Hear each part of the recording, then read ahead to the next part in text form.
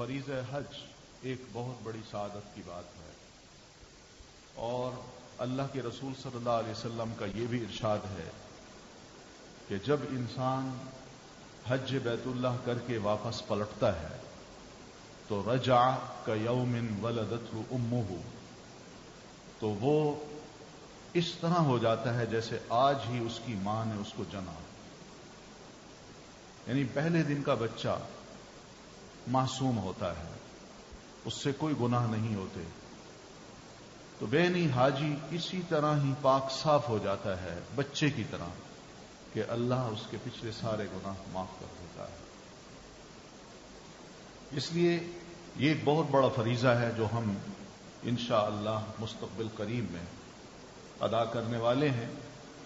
तो इससे पहले कि वो अदा किया जाए, अल हुदा की तरफ से ये एक खास एहतमाम आप लोगों के लिए किया गया है कि आपको हज के चंद ज़रूरी मसाइल और हज के चंद ज़रूरी मकामात से तारुफ करा दिया जाए, ताकि आप लोग जब वहां पहुंचें तो आपका हज भी मसनून तरीके के मुताबिक अदा हो और जब आप वापस पलटें तो सआदतों के ढेर आपकी दामन में हों। इसलिए पहली बात तो ये है कि हज इस्लाम में एक फर्ज की हैसियत रखता है। अल्लाह ताला ने जिस तरह नमाज को, ज़कात को और रोजे को हर मुसलमान पर फर्ज करार दिया है, इसी तरह हज को भी मुसलमान पर फर्ज करार दिया है। लेकिन कौन सा मुसलमान? उसके लिए एक बात ये फरमाई है कि मन इस्तताअ इलैहि सबीला, जिसके पास हिम्मत हो, जाने की ताकत हो। इस्तिताअत से मुराद क्या उलमा ने लिया है, इसका इंशाअल्लाह हम अभी तज़किरा करेंगे। बाज़ लोग सोचते भी रहते हैं कि मैं हज करूं कि न करूं। इसके बारे में भी प्यारे रसूल सल्लल्लाहु अलैहि वसल्लम की एक हदीस है कि आप फरमाते हैं हज कर लो, जब भी मौका मिलता है हज कर लो, इसलिए कि आइंदा साल कोई नहीं जानता कि उसको ये मौका दोबारा हाथ में आता है या नहीं। इसलिए आजकल की जो बात है उसको तर्क करो, जो इरादा है उसको पुख्ता कर लो और हज कर लो। लेकिन कुछ लोग हैं जो हज न करने की वजूहात बयान करते हैं। मिसाल के तौर पर वो ये कहते हैं कि मैं अपने काम में बड़ा मसरूफ हूं, बहुत ज्यादा मसरूफियत है, इसलिए वक्त निकालना मेरे लिए जरा मुश्किल है। और कुछ ये कहते हैं हां जरूर करूंगा अगले साल। फिर अगला साल आता है, फिर कहते हैं अगले साल, फिर अगला साल आता है, फिर कहते हैं अगले साल। और यही हाल होता है कि इंसान अगले साल करते करते खुद ही अल्लाह के पास पहुंच जाता है, हिम्मतें जवाब दे बैठती हैं। फिर इस तरह कुछ लोग ये भी हैं जो कहते हैं कि भाई जब अल्लाह चाहेगा वो मुझे बुला लेगा, जब अल्लाह चाहेगा मैं वहां चला जाऊंगा, तो इसलिए मैं इस साल तो इरादा नहीं कर सकता, इसलिए कि अल्लाह ने नहीं चाहा। वही है, जब बुलाता है इंसान पहुंच जाता है, उसका बुलावा आएगा तो मैं भी चला जाऊंगा। इसी तरह एक माजरत ये भी पेश की जाती है कि मैं बड़ा गुनाहगार हूं, ज़हनी तौर पर अभी मैं तैयार नहीं हूं कि मैं इस किस्म की नेकी को कर सकूं। स्पिरिचुअली जो है मैं अभी बहुत वीक हूं, बहुत कमजोर हूं, इसलिए मैं शायद हज अभी ना करूं। कुछ और हैं जो ये कहते हैं कि ओहो बड़ा वक्त लगता है, बड़ी सख्त गर्मी होती है, या यूं कहते हैं कि ओहो ये बड़ा मुश्किल काम है, ये नहीं हो सकेगा। फिर कुछ ऐसे भी हैं जो कहते हैं कि भाई थोड़ा सा मुझे इंतजार करना है, अभी बच्चे छोटे हैं, बड़े हो जाएं, बच्चियां हैं उनकी शादियां हो जाएं, उसके बाद मैं हज करूंगा, अभी मैं नहीं करता। تو ایسے لوگوں کو اللہ کے رسول صلی اللہ علیہ وسلم نصیحت فرماتے ہیں، او بھلے بندو حج کر لو، اس لیے کہ آئندہ سال کوئی پتہ نہیں کہ تم حج کر بھی سکو گے یا نہیں۔ اس لیے حج کرنے کی سعادت کا مزہ اس وقت زیادہ آتا ہے جب انسان ہمت والا ہو، طاقت والا ہو، جوان ہو۔ یہ واقعی صحیح بات ہے کہ انسان جب وہاں پہنچتا ہے تو اس کو وہ موسم یا وہ ماحول نہیں ملتا جو اس کو اپنے ارد گرد میں، دوسرے ملک میں یا اپنے ارد گرد میں ملتا ہے۔ ہمارے ہاں کم از کم یہ ہے کہ گھر میں ایک ٹھنڈا ماحول ہے، باہر نکلتے ہیں تو پارک ہیں، درخت ہیں، ان میں پھول ہیں، کچھ خوبصورتی ہے۔ لیکن انسان جب مکہ پہنچتا ہے تو وہاں کیا ہے سوائے ان سنگلاخ پہاڑیوں کے جو برف کو جھیل جھیل کے کالی ہو چکی ہے، اور انہی میں ہی خانہ کعبہ ہے جہاں ایک درخت کا پتا نہیں اگتا، جہاں کوئی سایہ نہیں، جہاں کوئی باغات نہیں، جہاں کوئی کشش نہیں کہ ساحل سمندر ہو چلے وہاں جا کے ذرا تھوڑا سا انجوائے کر لیں گے، یا جہاں بڑی بڑی مارکیٹس ہوں، کوئی بڑے بڑے کھیلوں کا مرکز ہو، وہاں تو کچھ نہیں ہے سوائے بیت اللہ کے۔ ایک چھوٹا سا کمرہ ہے جو اللہ تعالیٰ کا گھر کہلاتا ہے، خانہ کعبہ، بس اس کی کشش ہے جو انسان کو وہاں لے جاتی ہے۔ اس لیے پہلی بات تو یہ ذہن میں رکھیے کہ حقیقت یہ ہے کہ جو مسلمان بھی وہاں پہنچتا ہے اس کی نیت یہی ہوتی ہے کہ میں نے بیت اللہ کا حج بیت اللہ کی زیارت کرنی ہے، اور وہ سارے ریچولز بجا لانے ہیں، مناسک جو شریعت نے حج کے ذریعے مجھ پر عائد کی ہے۔ یہ اس میں کوئی شک نہیں کہ ہر حاجی کی نیت یہی ہوتی ہے کہ میں جاؤں، بیت اللہ کی زیارت کروں، وہاں مناسک حج ادا کروں اور بس، اور دعائیں مانگوں۔ لیکن یہ سارے کام کرنے سے پہلے اللہ تعالیٰ کا ہم سے یہ مطالبہ ہے کہ وَلِلَّهِ، یہ سارے کام اللہ کے لیے ہونے چاہیے۔ ٹھیک ہے، آدمی جب گھر سے نکلتا ہے تو وہاں پہنچتا ہے، وہ سارے مناسک حج کے ادا کرتا ہے، یہ ٹھیک ہے، یہ نیت اللہ کے لیے ہے، مگر جب نکل رہا ہے تو اس وقت بھی ذرا اپنی نیتوں کو ٹٹول لے۔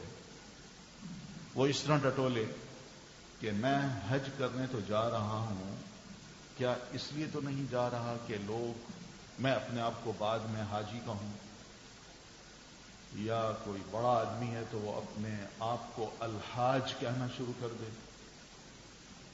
یا میں جب واپس آؤں تو لوگ میرا استقبال جاتے وقت بھی اور آتے وقت بھی ہاروں کے ساتھ کریں، پھول میرے قدموں میں نچھاور کریں، اور لوگوں سے میں مبارکباد وصول کروں۔ یہ چھوٹی سی بات ہے، یہاں پہ للہ کی بات آتی ہے، اللہ ہی کے لیے ہونا چاہیے، لوگوں کے لیے نہیں، اور اس لیے بھی نہیں کہ لوگ مجھے حاجی کہیں، یا اس لیے بھی نہیں کہ لوگ میرا استقبال کریں، اس لیے بھی نہ ہو۔ یہ لفظ وَلِلَّهِ عَلَى النَّاسِ، یہ اس پہ زور ہے۔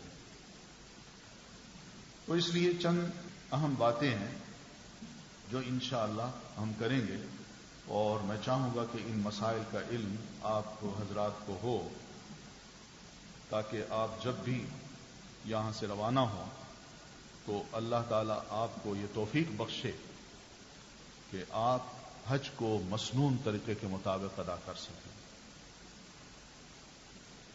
پہلی بات، یہ کتاب آپ کے ہاتھ میں ہے، اسی میں ہی آپ چند ایک باتیں، یہ صفحہ نمبر 5 سے ہم انشاءاللہ شروع کرتے ہیں۔ پہلی بات تو یہ ہے کہ حج کے دن اور حج کے مہینے، ان کے بارے میں ہم دیکھ لیتے ہیں کیا ہے۔ پہلا مسئلہ یہ بتایا کہ الحج اشہر معلومات، قرآن مجید کی آیت ہے جس میں اللہ تعالیٰ فرماتے ہیں حج کے چند مہینے ہیں جو معلوم ہیں۔ یہ توقع ہے اللہ تعالیٰ کی ہم مسلمانوں سے کہ ایک ایک مسلمان کو حج کے مہینوں کا علم ہوگا، اس لیے کہ ہم مسلمان ہیں، ہم فریضہ حج ادا کرنے کے شائق ہیں، اور ہمیں پتہ ہے کہ ہم نے کیا کچھ کرنا ہے، تو اتنا بھی علم مسلمان کے پاس ضرور ہوگا کہ اس کو یہ علم ہو کہ حج کے کون کون سے مہینے ہیں۔ اور ہم سب جانتے ہیں کہ حج کے مہینے شوال ہے، ذی قعدہ ہے، اور ذی الحج کے پہلے 10-12 دن ہیں۔ یہ ہیں مہینے اور اتنے دن۔ یہ لمبے مہینے اللہ تعالی نے کیوں رکھے ہیں؟ حج تو صرف زیادہ سے زیادہ تو تقریباً 6 دنوں میں ادا ہو جاتا ہے، لیکن حج کے شوال کا مہینہ، پھر ذو قعدہ کا مہینہ، پھر اس کے بعد جا کے ذو الحج کا مہینہ آتا ہے، یہ اللہ تعالیٰ نے 2.5 مہینے کیوں رکھ دیے؟ تو اس کا جواب یہی ہے تاکہ مسلمان اپنے آپ کو تیار کرے ہر اعتبار سے۔ اگر ارادہ کر لیا ہے تو پھر اپنے آپ کو تیار کر لے۔ تیاری اس معنی میں کرے کہ اپنی زاد راہ کا بندوبست کر لے، جو کام نمٹانے ہیں اپنے پیچھے جاتے جاتے وہ بھی نمٹا دے۔ یہ وقت اس لیے دیا ہے، اور پھر جب یہ نمٹا چکے وہاں پہنچے تو وہاں جا کے اس کو زیادہ سے زیادہ یہ موقع مل جائے کہ وہ بیت اللہ کا طواف بھی کرے، بیت اللہ میں نمازیں بھی پڑھے، اور بیت اللہ میں بیٹھ کے عبادت بھی کرے، تاکہ اتنے دور سے انسان جو آتا ہے بہت کچھ خرچ کر کے آتا ہے تو اس کو ثواب بھی مل سکے۔ اور یہ ثواب ملنا بھی آپ دیکھیے یہ بڑا ورتھ ہے، یعنی انسان اتنا کچھ خرچ کر کے اور اتنی محنت اور ہمت کر کے عبادت کے لیے جب وہاں پہنچتا ہے تو بندہ یہ نہ سمجھے کہ میں شاید وقت ضائع کر رہا ہوں یا پیسے میں نے لنڈا دیے ہیں اور اتنی عبادت کرنی تھی تو کافی تھا، کیا ضرورت تھی زیادہ دن وہاں رہنے کی۔ حقیقت یہ آپ سوچئے، یہ بات رسول اللہ صلی اللہ علیہ وسلم نے فرمائی ہے، اور اللہ کا جو حساب کتاب ہے وہ بالکل درست ہے۔ اللہ کے رسول صلی اللہ علیہ وسلم فرماتے ہیں ایک مسلمان جب بیت اللہ میں ایک نماز پڑھتا ہے، یعنی حرم میں، اس کی وہاں کی ایک نماز دوسری مسجدوں کی 1,00,000 نمازوں کے برابر حیثیت رکھتی ہے۔ اب 1,00,000 نماز کا ثواب جو ہے وہ ایک نماز میں ملتا ہے۔ میں ساری عمر اپنے محلے کی مسجد میں نمازیں پڑھوں، جو تقریباً اللہ مجھے اگر عمر دیتا ہے 60 سال کی، 65 سال کی، 70 سال کی، 15 سال کی عمر میں نے نمازیں پڑھنا شروع کی، اور بعد میں اللہ نے مجھے جو موقع دیا وہ 55 سال زندہ رہنے کا دیا۔ 55 سال نماز میں سستی بھی ہو جاتی ہے، نمازیں آگے پیچھے بھی ہو جاتی ہیں، نمازیں قضا بھی ہو جاتی ہیں، بہت سی نمازیں رہ بھی جاتی ہیں، بڑا گناہ گار بنتا ہوں، فرض کو ادا صحیح نہیں کر پاتا۔ اس سب کے ساتھ پھر بھی 55 سال کی نمازوں کو اگر اکٹھا کیا جائے تو یہ تقریباً 50-55 ہزار نمازیں بنتی ہیں۔ یعنی 55 سال کی عمر کی جو نمازیں ہیں وہ ٹوٹل 50 سال کی 50,000 نمازوں کے برابر بنتی ہیں۔ اب دیکھ لیجئے، ساری عمر کی عبادت ایک طرف اور ایک وقت کی جو نماز حرم پاک میں انسان باجماعت پڑھتا ہے وہ عبادت ایک طرف۔ یہیں سے بندہ اندازہ کر لے کہ میں نے جو خرچ کیا ہے، جو اپنے آپ کو مشکل میں ڈالا ہے، جتنی قربانی دی ہے، اور میں یہاں پہنچا ہوں، ایک ایک نماز کا مجھے اللہ اگر اتنا ثواب دے رہا ہے تو یہ تو بہت بڑی کمائی ہے، یعنی بہت بڑی سعادت ہے، کمائی ہے، جو اللہ تعالیٰ نے مجھے نصیب کی کہ میں یہاں آیا، توفیق بخشی کہ میں یہاں نمازیں پڑھوں۔ اس لیے بندہ یہ سوچ کے ضرور جائے کہ میں نے وہاں جا کے عبادت کرنی ہے، وہاں جا کے باجماعت نماز پڑھنی ہے، وہاں جا کے میں نے طواف بیت اللہ کرنا ہے، اور اسی دوران جو دعائیں ہوں گی انشاءاللہ اللہ سنے گا۔ اس امید کے ساتھ جائیے کہ میں جو دعا بھی کروں گا انشاءاللہ اللہ اس کو قبول کرے گا، میں جو دعا بھی کروں گا انشاءاللہ اللہ تعالیٰ اس کو قبول کرے گا۔ اور حقیقت یہ ہے کہ بیت اللہ میں انسان دعائیں مانگے اللہ تعالیٰ سے، اللہ تعالیٰ ضرور دیتا ہے، ضرور قبول کرتا ہے۔ تو پہلی بات تو ذہن میں یہ رکھیے کہ حج کے یہ 2.5 مہینے شوال، ذوالقعدہ اور ذی الحج نام کے جو مہینے ہیں، یہ حج کے مہینے ہیں. انہی میں انسان نیت کر لے اور اپنے علاقے سے نکل کے مکہ مکرمہ پہنچنے کی کوشش کرے، اور جب وہاں پہنچے تو یہ جتنا بھی سارا وقت ہے اس کو یہ مت سمجھے کہ میرا ضائع جا رہا ہے، بلکہ وقت ہے، بہت مناسب ہے، بہت قیمتی ہے اور بہت بڑی اچیومنٹ ہے جو مسلمان کرے گا.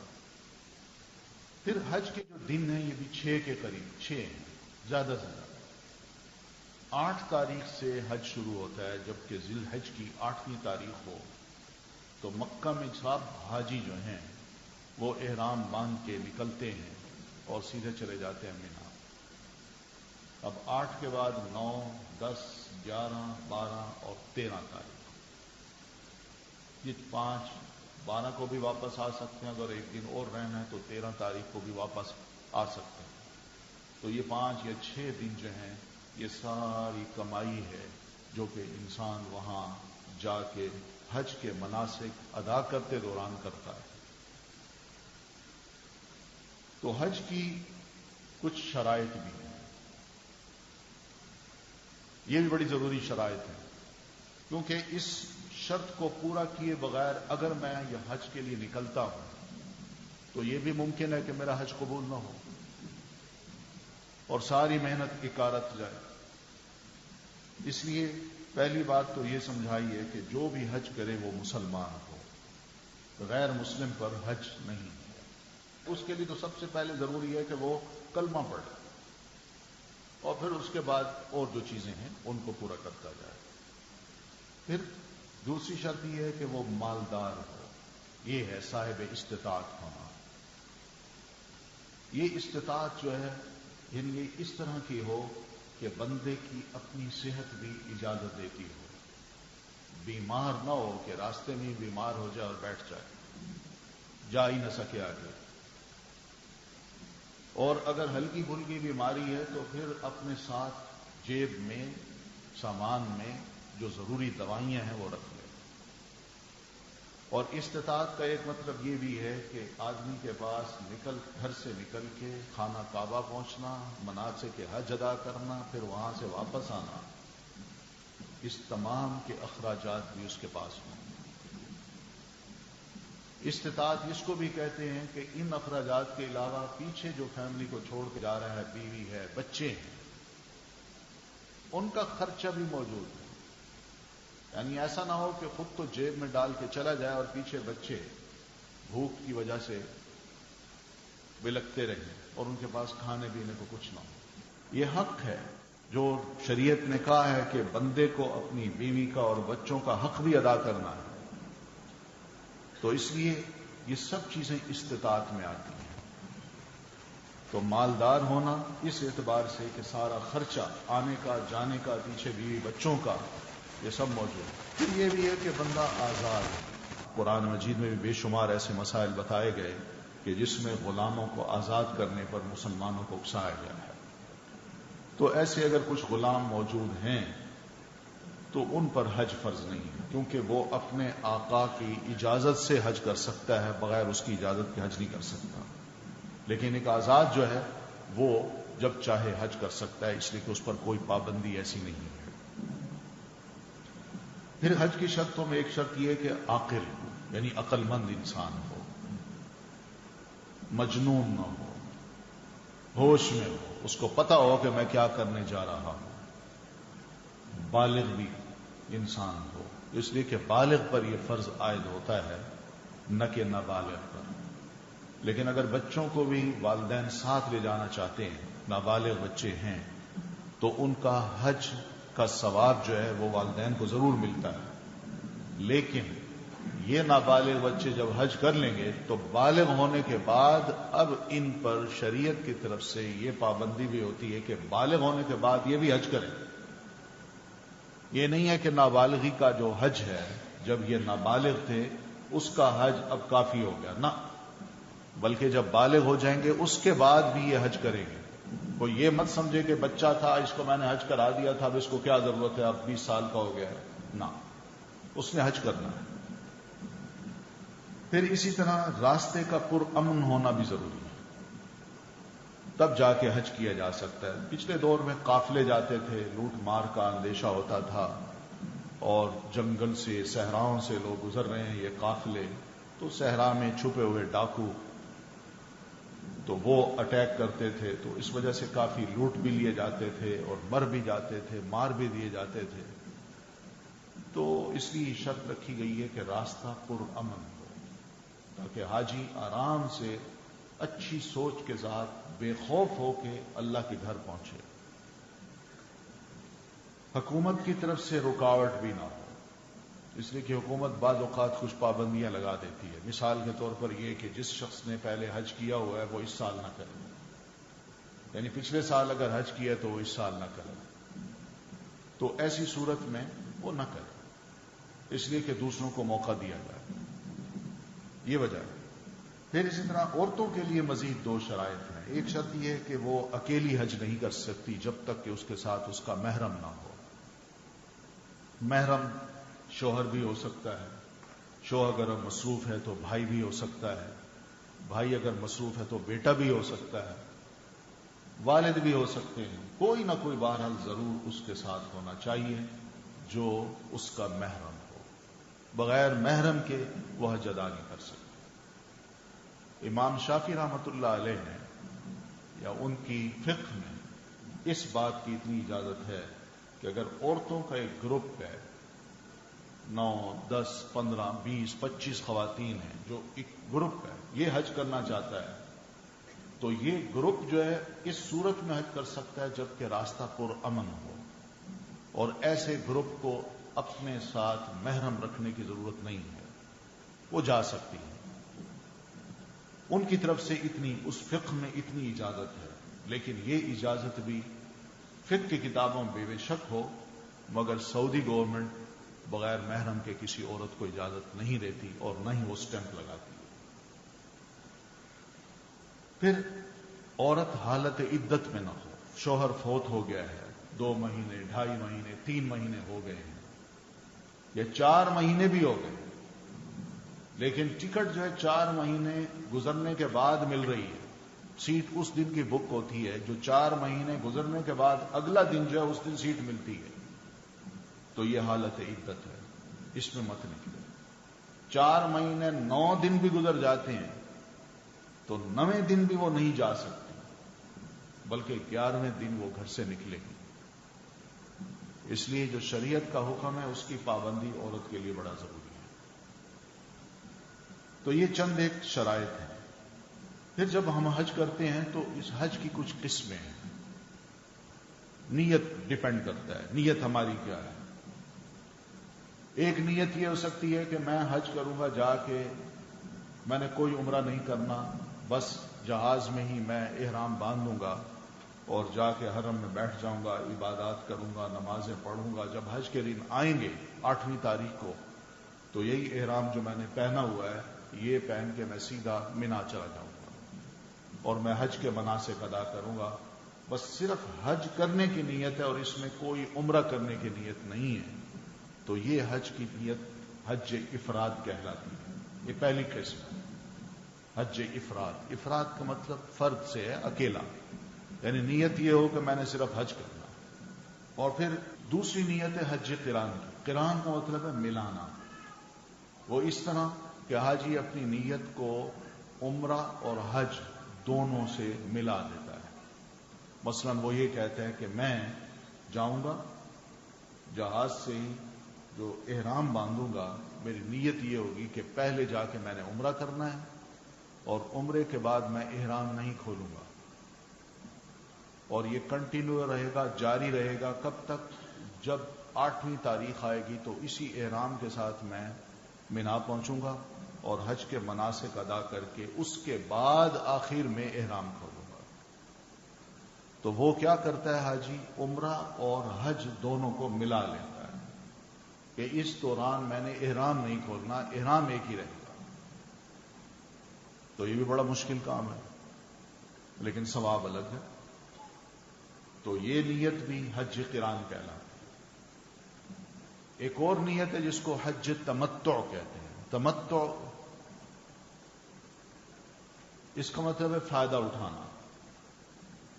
وہ فائدہ کیا ہے کہ انسان یہ نیت کرتا ہے کہ میں احرام باندھ رہا ہوں اور میقات کراس کر کے جب مکہ پہنچوں گا تو سب سے پہلے میں عمرہ کروں گا اور عمرہ کرنے کے بعد احرام میں اپنا کھول دوں گا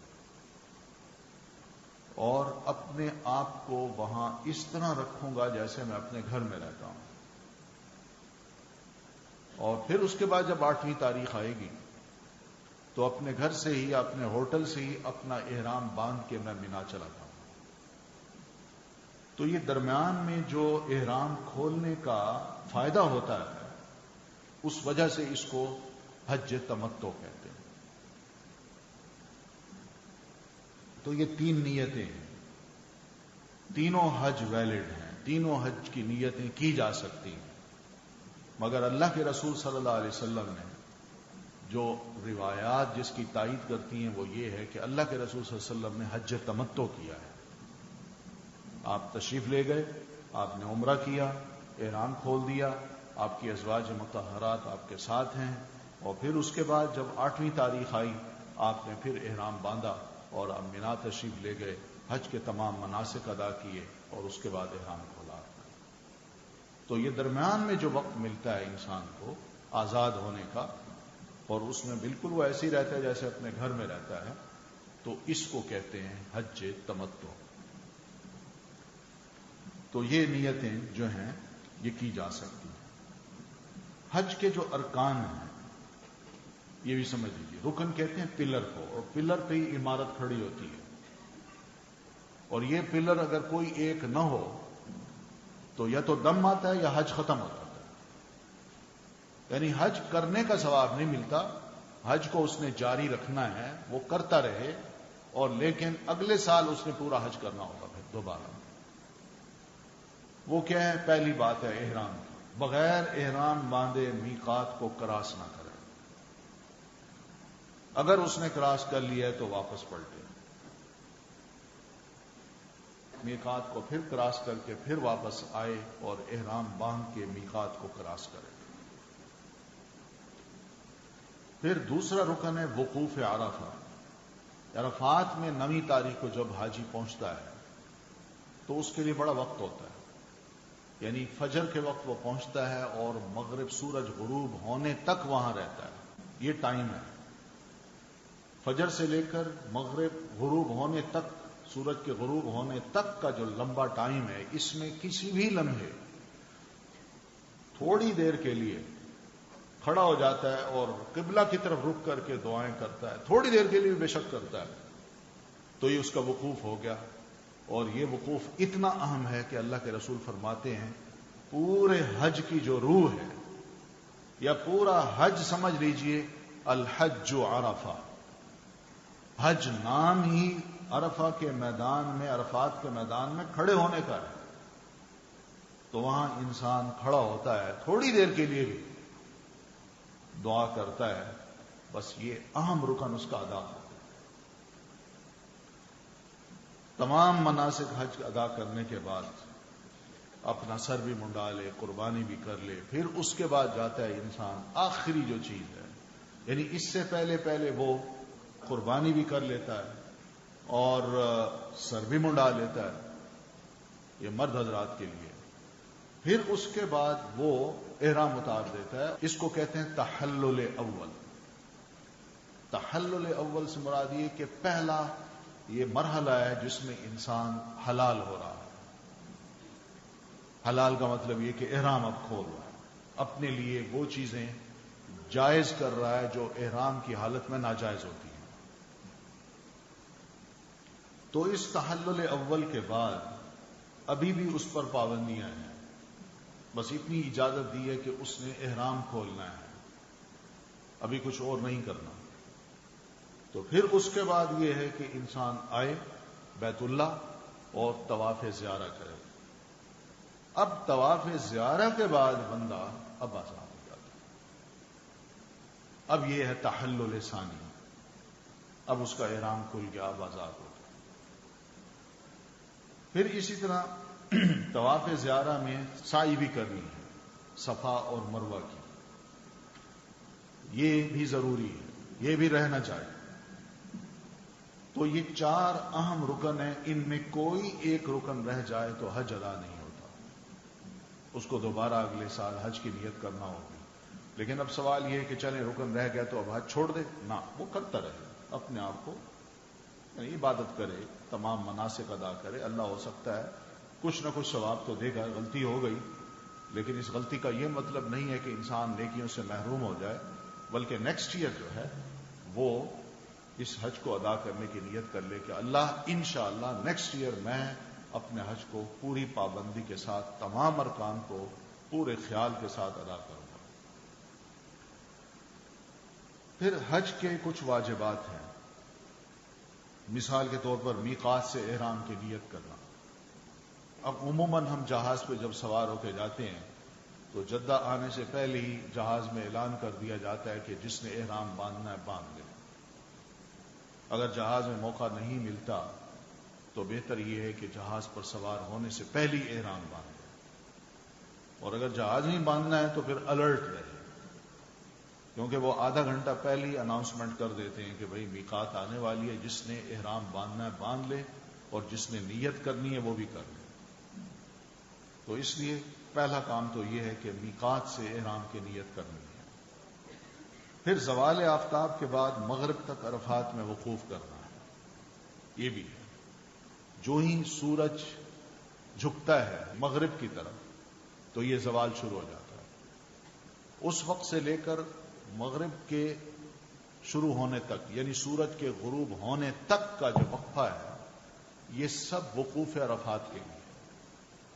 اور وقوف عرفات کا مطلب یہ کہ عرفات کے کسی بھی جگہ، میدان میں کسی بھی جگہ، چاہے خیمے کے اندر ہو، خیمے کے باہر ہو، یا کوئی دیوار ہے اس کی اوٹ میں ہو، کہیں بھی کھڑا ہو کے قبلہ کی طرف رخ کر کے آدمی کھڑا ہو کے دعائیں مانگے۔ یہ دعائیں مانگنا جو ہے یہ اصل چیز ہے، یہ بہت اہم چیز ہے۔ اس کے بارے میں حدیث میں یہ آتا ہے کہ اللہ کے رسول صلی اللہ علیہ وسلم فرماتے ہیں کہ حاجی جب میدان عرفات میں وقوف کرتا ہے تو اس وقت شیطان کی یہ حالت ہوتی ہے کہ وہ مٹی اٹھا کے اپنے سر پہ ڈالتا ہے اور ہائے وائے کرتا ہے، کہتا ہے یہ جو لوگ کھڑے ہیں نا میدان میں نے ان پر بڑی محنت کی ہے، بڑی محنت کی تھی، ان سے بڑے غلط کام کروائے تھے، بہت گناہ کروائے تھے، لیکن یہ یہاں آ کے آج اپنے سارے گناہ معاف کرا چکا ہے، اس لیے مجھے افسوس ہے اس بات کا۔ یہ نبی علیہ الصلوۃ والتسلیم کا ارشاد ہے۔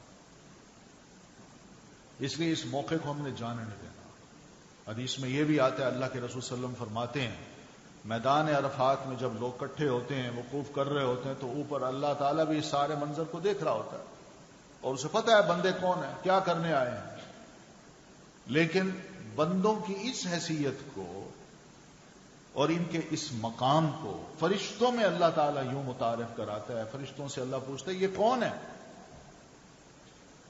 وہ عرض کرتے ہیں اللہ یہ حاجی ہے۔ یہ کیا کرنے آئے ہیں؟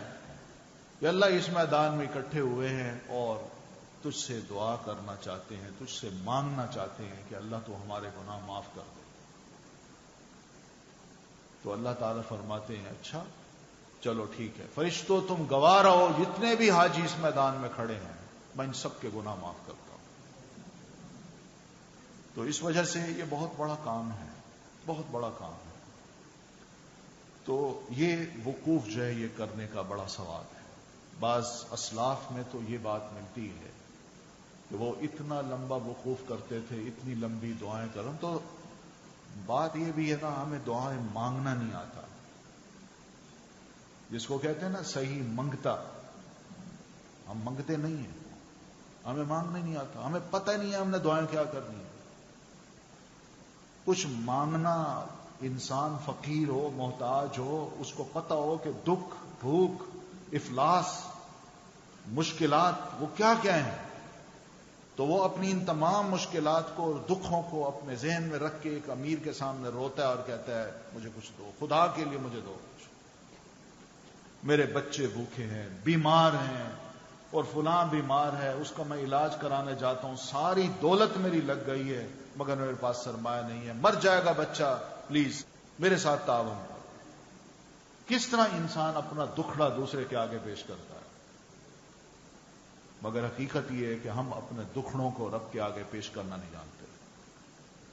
ہم صرف چھوٹی سی دعا مانگتے ہیں کہ اللہ دنیا میں مجھے پرسکون رکھ، دنیا میں مجھے یہ دے دے، میری یہ خواہش ہے مجھے یہ مل جائے، میری یہ خواہش ہے میری اچھی جگہ شادی ہو جائے، میری یہ خواہش ہے میری اچھی جاب ہو جائے، میری اچھی خواہش ہے میری ترقی ہو جائے، میرے کاروبار میں برکت. زیادہ سے زیادہ دنیاوی دعائیں ہوتی ہیں، مگر جو آخرت کی دعائیں ہیں جس کو حسنہ کہتے ہیں، حسنہ، بہت کم لوگ ہیں جو ایسی دعاؤں کو یاد رکھتے ہیں، یہ جانتے ہیں. نبی علیہ الصلوۃ والتسلیم نے جب وقوف کیا تھا تو صحابہ کرام میں جابر رضی اللہ تعالیٰ عنہ نبی علیہ الصلوۃ والتسلیم کے وقوف کی پوری ایک لائیو سٹوری بیان کرتے ہیں کہ آپ صلی اللہ علیہ وسلم نے کس طرح حج سٹارٹ کیا اور کس طرح یہ ختم ہوا. بہت سے اور صحابہ بھی اس کو بیان کرتے ہیں جن کو موقع ملا آپ کے ساتھ رہنے کا، تھوڑے لمحے کے لیے آپ کو دیکھنے کا کہ آپ کس طرح یہ ریچولز ادا کر رہے ہیں، تو ان میں یہ روایات بھی ملتی ہیں کہ اللہ کے رسول صلی اللہ علیہ وسلم وقوف عرفہ میں آپ جب دعا کرتے ہیں تو آپ کی یہ حالت تھی کہ ان دعاؤں میں آپ کے ہاتھ کپ کپا رہے تھے اور آنکھوں سے آنسوں کی جھڑی لگی ہوئی تھی اور خوب رو رہے تھے، بہت رو رہے تھے. بڑی لمبی دعا کی آپ نے، بڑی لمبی دعا کی. اس لیے تھوڑا سا رو لینا رب کے حضور جاتے جاتے، یعنی حرم میں انسان داخل ہوتا ہے وہاں اس کو رونا آ جاتا ہے، وہاں رو لیتا ہے، کہتا ہے بس بہت رو لیا، اب کیا رونا ہے. اللہ کے آگے جتنا بھی وہاں گڑ گڑا کے عاجزی کے ساتھ ایک ایک لمحہ میں ہم رب کے ساتھ ہارٹ لائن پہ ضرور قائم رہیں، اس کا فائدہ یہی ہوگا کہ انشاءاللہ ہماری ایک ایک دعا سنی جائے گی. اگر دعائیں ہمیں یاد نہیں ہیں تو اپنے ساتھ ایسی کتاب ضرور لے جائیے جس میں مسنون دعائیں ہوں، قرآن مجید کی دعائیں ہوں، اللہ کے رسول صلی اللہ علیہ وسلم نے مانگی ہوں. حج کے مسائل میں اللہ تعالیٰ نے یہ بات ارشاد فرمائی ہے، وَاذْكُرُوهُ كَمَا هَدَاكُمْ، تم حج کے ریچولز میں اللہ کو اس طرح یاد کرو جس طرح اس نے تمہاری رہنمائی کی ہے. اور وہ رہنمائی اللہ نے رسول اللہ صلی اللہ علیہ وسلم کے ذریعے کر دی ہے. آپ صلی اللہ علیہ وسلم نے کس طرح ایک ایک مناسک حج ادا کیا اور ان مناسک کے دوران آپ نے کیا کیا دعائیں مانگی، وہ سب احادیث میں موجود. بڑی خوبصورت دعائیں، بڑی کمپریہنسو سی، بہت ہی اچھی. وہم و گمان ہی نہیں ہوتا کہ مجھے ایسی دعا مانگنی چاہیے، مگر جب وہ بندہ دعائیں پڑھتا ہے تو دل کرتا ہے کہ واقعی یہ دعا بھی مانگنی چاہیے تھی. تو اس لیے ایسی کتاب ضرور اپنے ساتھ رکھیں اور اپنے آپ کو عادی بنائیں کہ حرم پاک میں پہنچ کے کہیں بھی کوئی موقع ملتا ہے، چاہے کمرے میں ہیں، کمرے سے باہر ہیں، کسی میدان میں بیٹھے ہیں، حرم پاک میں ہیں، دعاؤں سے مت اکتائیے، مانگیے دعائیں. اللہ تعالیٰ انشاءاللہ سنتا ہے وہ دعائیں. پھر اس کے بعد یہ ہے کہ رات مزدلفہ میں گزارنی ہے. عرفات سے واپس پلٹ کے جو ہی سورج غروب ہو تو آنا ہے مزدلفہ. مغرب کی نماز عرفات میں نہیں پڑھنی، خیر یہ مسائل آپ دیکھیں گے. تو سورج غروب ہوتے ہی وہاں سے چل پڑنا ہے، مزدلفہ آنا ہے. اور جب بھی مزدلفہ پہنچے، چاہے آدھی رات گزر جائے، چاہے رات کا تھوڑا حصہ باقی ہو، مزدلفہ جو ہی پہنچیں تو وہاں پہنچ کے ہم نے مغرب اور عشاء کی نماز اکٹھی پڑھنی ہے. پہلے مغرب پڑھ لینی ہے، پھر عشاء کی پڑھنی ہے، اور عشاء کی نماز بھی قصر کرنی ہے. یہ پڑھ کے پھر رات کا جو باقی حصہ ہے وہاں لیٹ کے آرام کر کے ہم نے گزارنا ہے تاکہ تھوڑا سا ریسٹ مل جائے. آگے جو وقت آ رہا ہے وہ بھی ذرا تھوڑا سا محنت کا ہے.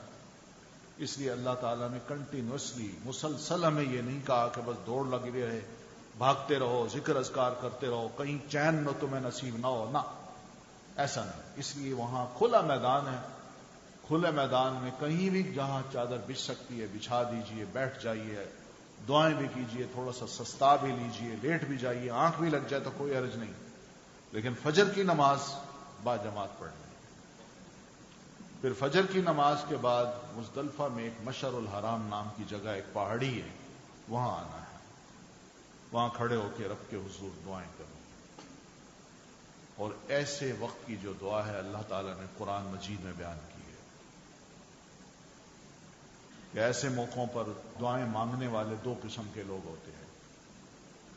کچھ لوگ ایسے ہیں، منہم من یقول ربنا آتنا فی الدنیا وما لہم فی الآخرۃ من خلاق، وہ صرف دنیا کی دعا کرتے ہیں، اور دنیا کی دعائیں یہی ہیں جو انسان کے دل میں خواہشات ہوتی ہیں کہ میں نے یہ دعائیں مانگی کہ اللہ مجھے ترقی دے دے، اللہ میرے کاروبار میں برکت ڈال، اللہ میری اولاد کے یہ مسائل حل کر، بس۔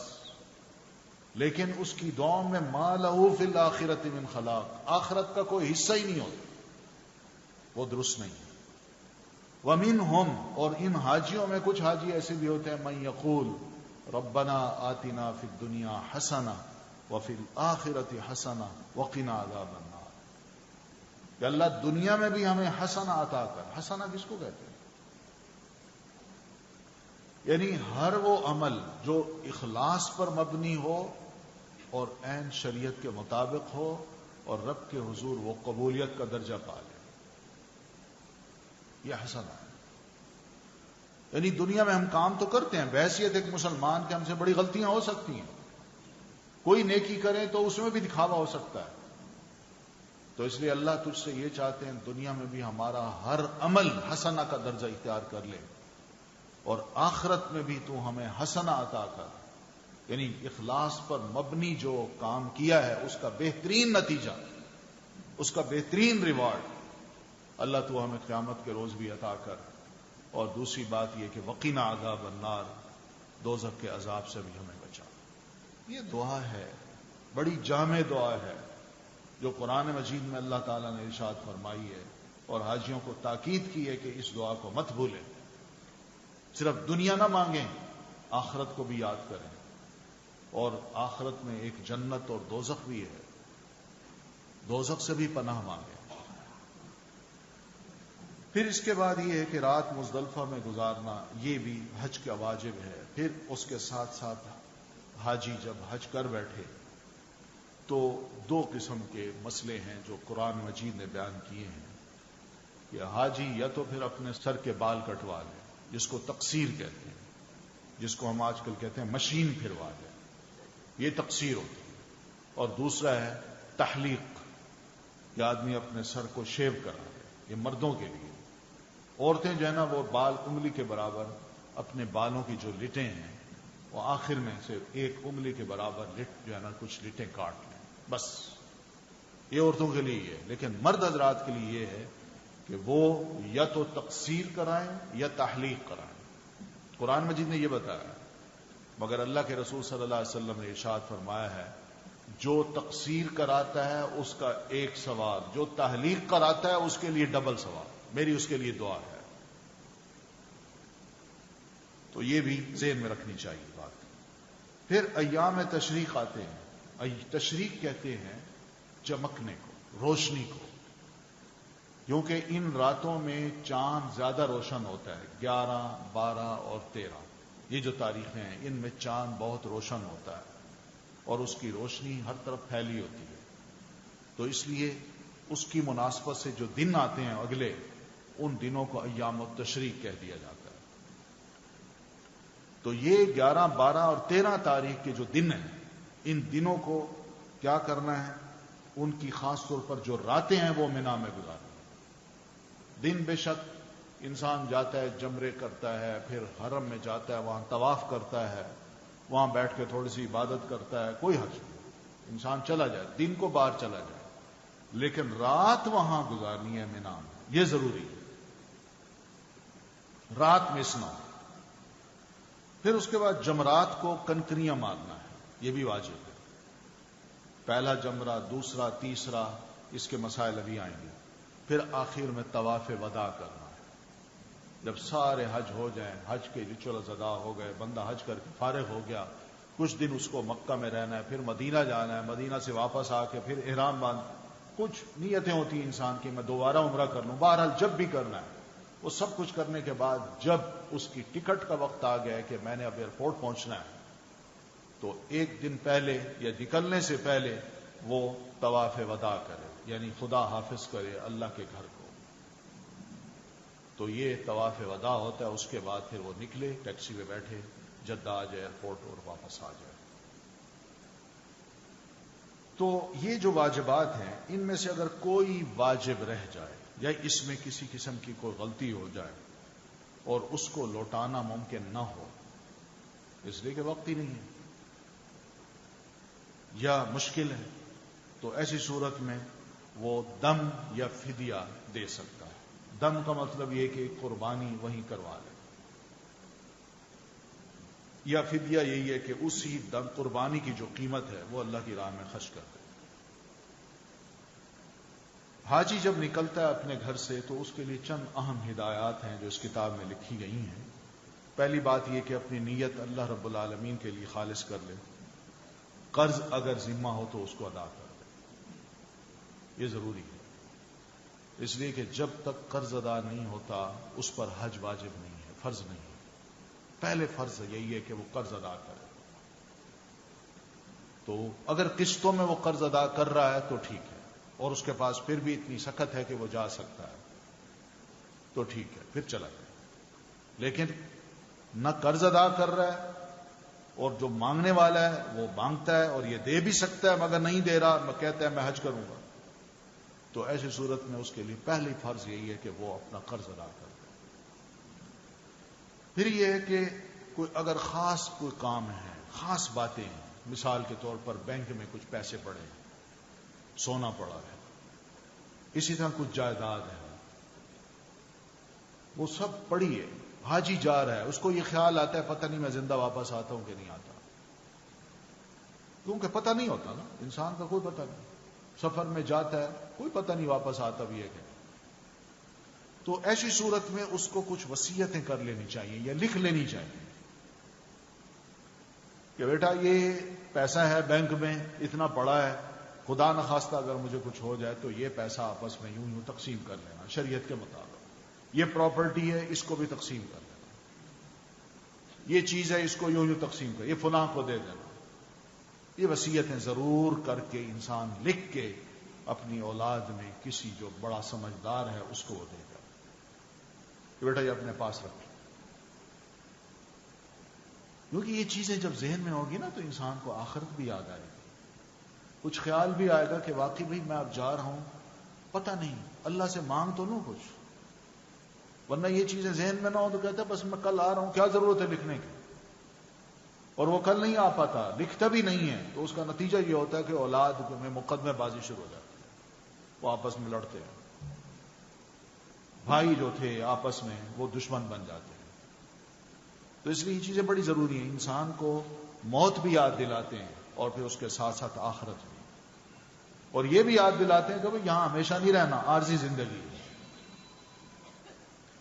پھر اس کے بعد یہ بھی ہے کہ مصارف حج ہیں، یعنی حج میں جو کچھ بھی میں خرچہ کرنا جا رہا ہوں یہ یقین کر لیں یا جائزہ لے لیں کہ کیا یہ حلال رقم ہے یا خدا نخواستہ حرام تو اس میں شامل نہیں ہے، کوئی لوٹا ہوا مال تو نہیں ہے، جھوٹ سے کمایا ہوا مال تو نہیں ہے. یہ ذرا تھوڑا سا اس کو حلال کر کے انسان نکلے، اس کے بغیر نہ نکلے. اس لیے کہ حدیث میں یہ آتا ہے کہ ایک حاجی ہے جو دور دراز سے، کوئی بھی بندہ وہ دور دراز سے سفر کر کے پیدل چل کے نکلتا ہے، آتا ہے حرم پاک میں، اور اس کی حالت یہ کہ اس کے بال گرد سے اٹے ہوئے ہیں، پسینے سے شرابور ہے، کپڑے بڑے میلے مٹی والے، حالت اس کی بڑی خستہ، مگر وہ جب خانہ کعبہ میں آتا ہے اور آ کے اللہ سے دعا کرتا ہے، کہتے ہیں اللہ اللہ مجھے معاف کر، اللہ مجھے معاف کر. تو وہ ادھر رو رہا ہوتا ہے اور اللہ اس کی حالت بھی دیکھ رہا ہوتا ہے، مگر اس کے کام جو ہیں اس کو بھی اللہ دیکھ رہا ہوتا ہے. اس نے کام یہ کیا کہ آیا، جب وہ آیا تو اس کا مال کھا کے آیا تھا، اس کو گالیاں دے کے آیا تھا، اس کا حق مار کے آیا تھا، اور جب وہ آتا ہے یہاں دعائیں کرتا ہے، اللہ کے ہاں گڑ گڑاتا ہے، اللہ کے رسول فرماتے ہیں انا یستجاب لہ، اللہ اس کی یہ دعائیں کیسے سنے گا؟ تو اس لیے یہ بڑا ضروری ہے کہ انسان جب نکلے تو اپنی کمائی پر جو وہ حج کے مصارف میں شامل کرنا چاہتا ہے اس پر ذرا غور کر لے، دیکھ لے اچھی طرح کہ خدا نخواستہ ان میں کوئی غلط کام تو نہیں ہے۔ پھر یہ بھی ہے کہ حج کے لیے روحانی، جسمانی اور علمی تیاری بھی کرے، روحانی طور پر بھی اپنے آپ کو تیار کرے، دل کو مضبوط کرے کہ ہاں اللہ نے موقع دیا ہے، میں نے جا کے نیکیاں کرنی ہے، میں نے گناہ معاف کرانے ہیں، یہ فرض ہے، مجھے بڑا مزہ آئے گا، میں جا کے خوب عبادت کروں گا، اپنے آپ کو تیار کرے۔ اور روحانیت یہ بھی ہے کہ اپنے تیاری یہ بھی کرے کہ میں نے کوئی نماز وہاں با جماعت نہیں چھوڑنی، سب جماعت کے ساتھ پڑھنی ہے، اور جتنے بھی ریچولز ہیں ان کو صحیح طریقے سے ادا کرنا ہے، کوئی لڑائی جھگڑا فساد اس میں شریک نہیں ہونا، کسی کو گالی نہیں دینی، اپنی نظریں نیچے رکھنی ہے، روحانی طور پہ اپنا آپ کو یوں تیار کریں۔ یہ بڑی اہم چیزیں ہیں، ان تیاریوں کے ساتھ وہ نکلے، اور جسمانی طور پر بھی کوئی اچھا کھا لے، اچھا پی لے، اور اچھا پیسہ رکھے تاکہ راستے میں بھی اچھی خوراک کھائے، ایسی نہ ہو کہ ایسی خوراکیں کھائے جس سے بندہ بیمار ہو جائے۔ کوشش یہ کرے، کوئی نہیں، جہاں 10 ریال لگتے ہیں وہاں 15 یا 20 ریال لگا لے، لیکن اچھا خوراک کھائے گا، اچھا بدن بنے گا، عبادت کرنے میں مزہ آئے گا، ورنہ طبیعت سست پڑ جائے گی، عبادت کرنے میں مزہ نہیں آئے گا۔ آدمی یہ محسوس کرتا ہے میں بیمار ہوں، زیادہ تھک گیا ہوں، میں نہیں جا سکتا، میں یہیں پڑھ لیتا ہوں، بہت بڑی محرومی ہوتی ہے۔ اس لیے یہ چیزیں خاص طور پر کوشش یہ کیجیے کہ وہاں جا کے اچھی سے اچھی خوراک کھائیے۔ یہ جو جوسز ملتے ہیں، جو ٹھنڈے یخ ہوتے ہیں، اکثر و بیشتر لوگ اس سے بیمار ہوتے ہیں۔ ادھر گرمی ہے، ادھر ٹھنڈا جوس چلایا جا رہا ہے، حلق گرم ہے، ٹھنڈا یخ جو جوس ہے وہ گلے میں پہنچتا ہے۔ یہ ٹھنڈا یخ پانی انسان جب پیتا ہے تو اس سے گلا پکڑا گیا، اور جو ہی گلا پکڑا گیا وہیں سے ایک شروع ہو جاتا ہے، پہلے سر کا درد، پھر اگلی تکلیفیں، پھر بخار۔ اس لیے سادگی کے ساتھ سادہ چیزیں لیکن اچھی چیزیں وہ انسان کھائے اور اچھی چیزیں پیے۔ حرم میں جاتا ہے، بڑا شوق ہوتا ہے کہ میں زمزم پی لوں۔ اب زمزم کے وہاں جو کولر رکھے ہوئے ہیں ان کولرز پہ سب کولر ٹھنڈے ہوتے ہیں، ایک کولر درمیان میں ایسا ہوتا ہے جس کو لکھا ہوتا ہے کہ ناٹ کولڈ، عربی میں لکھا ہوتا ہے غیر مبرد، یہ ٹھنڈا نہیں ہے پانی۔ اب انسان گرمی سے جو ہی ٹھنڈے ماحول میں جاتا ہے اور ٹھنڈا یخ پانی جب پیتا ہے وہاں بھی گل میں پکڑا جاتا ہے۔ تو وہاں ذرا سمجھداری سے یہی کرے کہ آدمی وہاں پہ پہلے گرم پانی جو درمیان میں پڑا ہے اس کو ڈالے، اور پھر اس میں تھوڑا سا ٹھنڈا مکس کر کے اس کو نارمل سا پانی بنا کے پی لے، وہ زیادہ بہتر رہتا ہے۔ تو اس طرح کی ذرا تھوڑی سی سمجھداری کے ساتھ ان چیزوں کو ہم نے لینا ہے، اور جسمانی طور پر بھی اپنے آپ کو ایکٹیو رکھنا ہے۔ پھر علمی تیاری بھی کرنی ہے۔ علمی سے مراد یہ کہ مجھے یہ پتا ہو کہ میں حج کرنے جا رہا ہوں، حج کے جو مناسک ہیں وہ میں نے کس طرح ادا کرنے ہیں، کچھ دعائیں بھی میں یاد کروں، تو یہ سب چیزیں مجھے پتا ہوں، جائز ناجائز کا اور غلط اور صحیح کا پتا ہو، یہ علمی تیاری ہے۔ پھر اسی طرح مرد جو ہیں وہ جماعت سے با جماعت نماز کا اہتمام کریں، خواتین بھی اگر پڑھ لیں با جماعت نماز تو کوئی حرج نہیں، بہت بڑا ثواب ہے۔ نبی علیہ السلام نے فرمایا کہ لا تمنعوا اماء اللہ مساجد اللہ، اللہ کی بندیوں کو مسجد اللہ کی مسجد میں آنے سے منع نہ کرو، اگر وہ با جماعت نماز پڑھنا چاہتی ہیں تو پڑھ سکتی ہیں۔ حدیث میں یہ ہے کہ اللہ کے رسول صلی اللہ علیہ وسلم نے خواتین کو کہا ہے کہ وہ مسجدوں میں آئیں، نماز پڑھیں۔ مسجد کا ایک گوشہ باقاعدہ بنا ہوتا تھا جس میں خواتین باقاعدہ آتی تھی، با جماعت نماز پڑھتی تھی، خطبہ جمعہ میں بھی حاضر ہوتی تھی۔ ام ہشام نام کی ایک خاتون صحابیہ ہیں، ان کی روایت دیکھی جس سے پتہ چلتا ہے کہ خواتین کس شوق سے مسجد میں آتی تھی۔ وہ کہتی ہیں کہ نبی علیہ الصلوۃ والتسلیم ہر جمعہ میں خطبہ کے دوران سورہ قاف پڑھتے تھے، سورہ قاف والقرآن المجید، یہ والی سورت پڑھتے تھے۔ تو میں نے نبی علیہ الصلوۃ والتسلیم سے منبر پہ سورہ قاف پڑھی ہے، آپ سے میں نے یہ سن سن کے یاد کی ہے۔ یہ خاتون ہے جو کہتی ہیں۔ تو اس لیے حرم پاک میں اگر خاتون جاتی ہے تو بہت اچھا ہے، اس کا بھی بڑا ثواب ہے۔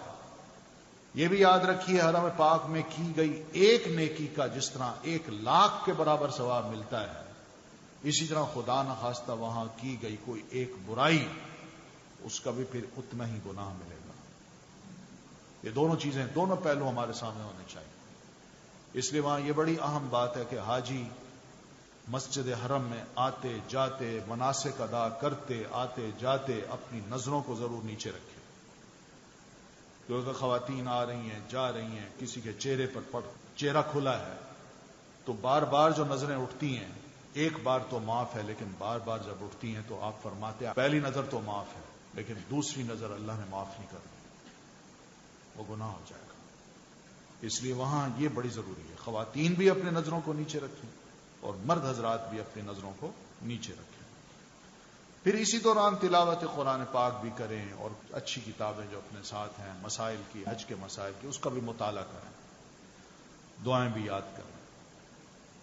تو یہ چند ایک بڑی ضروری چیزیں، یہ ساتھ اسی کے بارے میں قرآن نے فرمایا وَتَزَوَّدُوا وَتَزَوَّدُوا فَإِنَّ خَيْرَ الزَّادِ التَّقْوَىٰ۔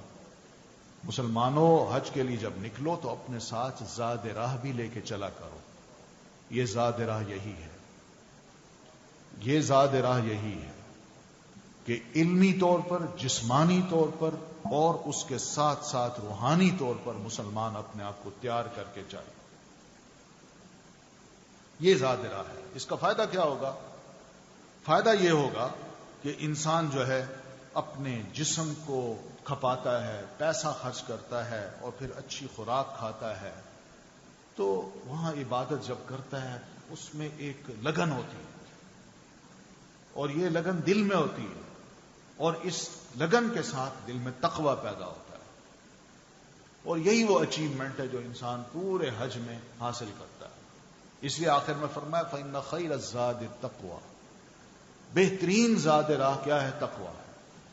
خدا خوفی کے مرحلہ اس پورے حج کے مناسک میں کہیں بھی بھولنے نہ پائے، کوشش یہ کرے کہ خدا خوفی ساتھ ساتھ رہے، ساتھ ساتھ رہے۔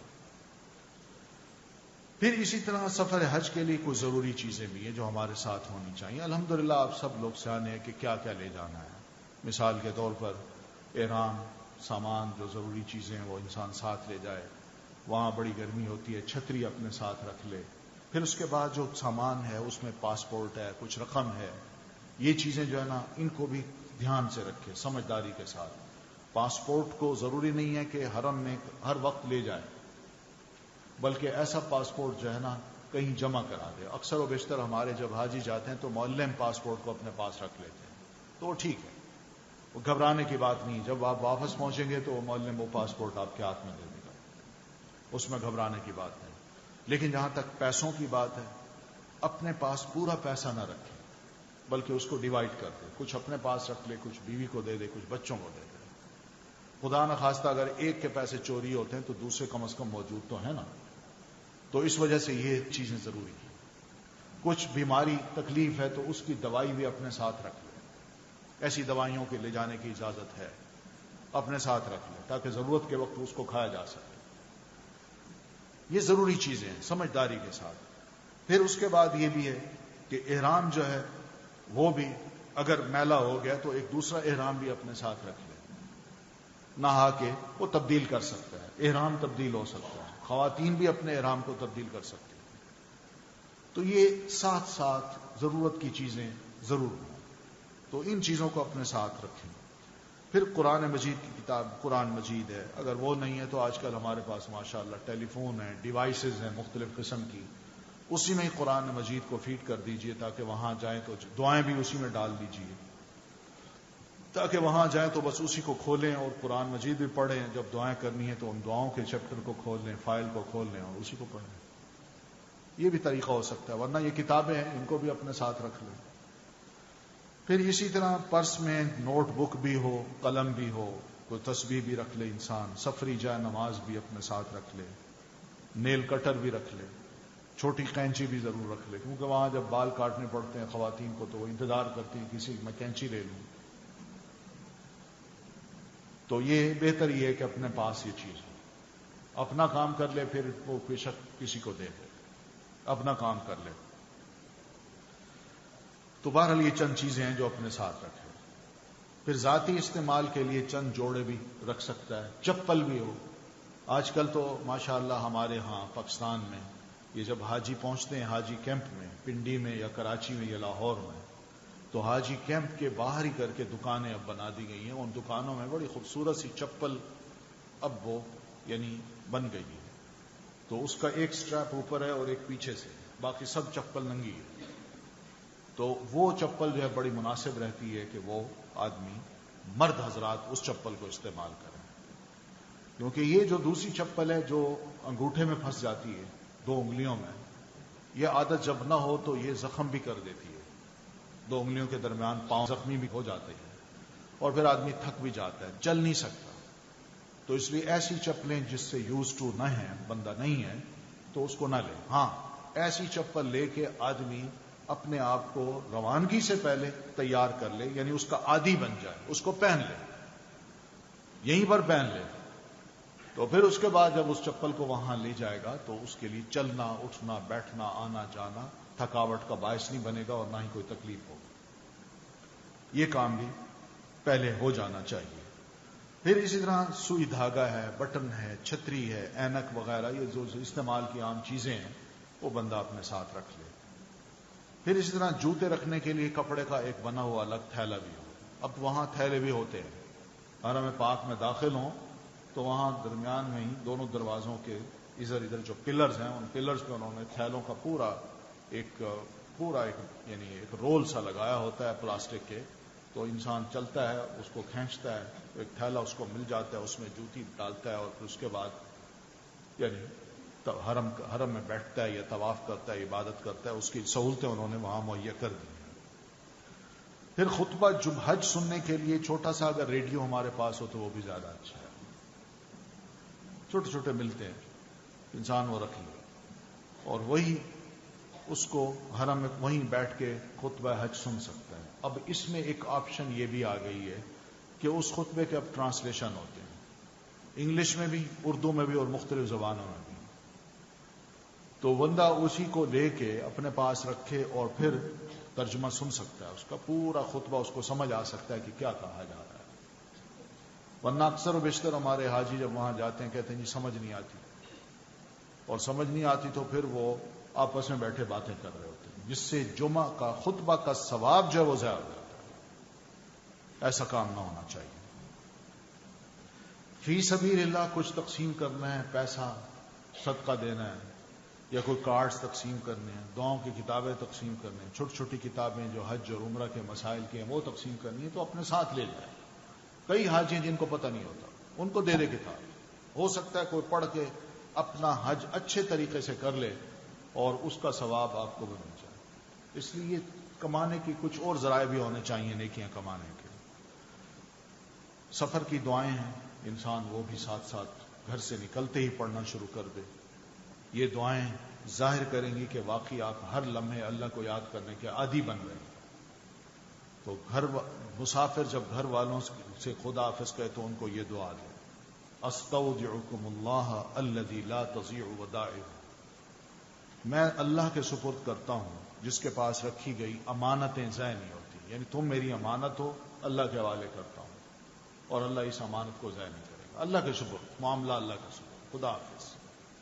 پھر گھر والے جب مسافر جا رہا ہو تو اس کو بھی دعائیں دیں اور وہ یہ کہیں استودع اللہ دینک و امانتک و خواتیم عملک، بھئی تم جا رہے ہو، میں بھی تمہیں اللہ کے سپرد کرتا ہوں یا کرتی ہوں۔ خاوند کو شوہر بیوی کہہ سکتی ہے کہ میں تیرا دین، تیری امانت، تیرا آخری عمل اللہ کے سپرد کرتا ہوں۔ بڑی خوبصورت دعائیں ہیں۔ زودک اللہ التقوی وغفر ذنبک ویسر لک الخیر حیث ما کنت، بڑی خوبصورت دعا ہے۔ اللہ تعالیٰ تجھے تقوی کا زاد راہ دے، یعنی پورے سفر میں تقوی کو تم تھامے رکھو اور تیرے گناہ اللہ معاف کر دے اور تیرے لیے خیر کا حصول آسان کر دے۔ جہاں کہیں بھی تم خیر ہی تمہارے پاس آئے، شر نہ آئے۔ تو گھر سے نکلتے وقت کی بھی دعا ہے جو حاجی کر سکتا ہے، بسم اللہ توکلت علی اللہ لا حول ولا قوت الا باللہ. اسی طرح اللہم انی اعوذ بک ان اضل او اضل او ازل او ازل او اظلم او اظلم او اجہل او یجہل علی. بہت اچھی دعائیں ہیں یہ. پھر پاؤں سواری پر رکھتے ہوئے بسم اللہ پڑھے. یہ سب مسنون طریقے ہیں جو کہ نبی علیہ الصلوۃ والتسلیم نے کیے تھے. سواری پر بیٹھے جہاز پہ یا گاڑی پہ تو الحمدللہ سبحان الذی سخر لنا ھذا وما كنا له مقرنین وَإِنَّا إِلَىٰ رَبِّنَا لَمُنْقَلِبُونَ. الحمدللہ 3 دفعہ کہے، سبحان اللہ، اللہ اکبر بھی 3 دفعہ کہے، پھر سبحانک انی قد ظلمت نفسی فاغفر لی فإنہ لا یغفر الذنوب الا انت.